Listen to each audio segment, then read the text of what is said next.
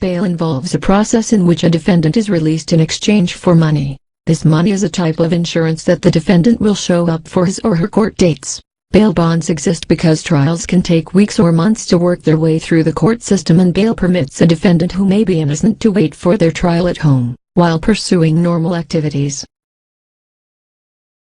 When people are arrested for a crime, they generally are taken to a local law enforcement station where they are booked. This involves recording information about the crime that allegedly has taken place, as well as basic information about the suspect.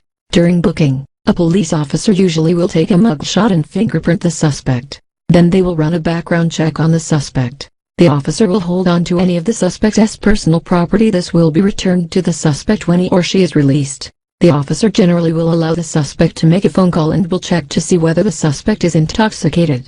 After the booking procedure, the suspect is incarcerated in a county jail or station lockup. What happens next depends on the crime itself. For crimes not deemed serious, the suspect is often allowed to post bail immediately. In cases involving serious crimes, the suspect will have to wait in jail usually no more than 48 hours for a bail hearing. At the bail hearing, a judge or magistrate will decide whether the suspect may be released on bail. The judge then will decide the amount of bail. When determining bail for a suspect, the judge will consider the suspect's flight risk and the severity of the crime. If a suspect has a criminal history, or a history of not showing up for court appearances, that may affect a judge's decision about bail. The judge may consider whether the suspect is a risk to others, whether the suspect has ties to the community, the stability of residence, work history, and the nature of the crime. As a result of this information, release conditions and bail terms are established. Ultimately, the bail is at the judge's discretion, although some jurisdictions have bail schedules, which set a standard bail amount.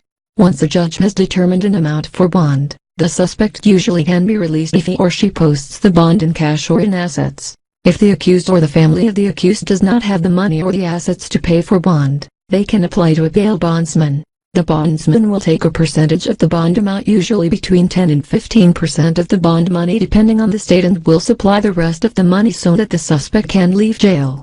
If a suspect cannot afford bail or a bail bondsman, he or she can appeal the bond through his or her attorney.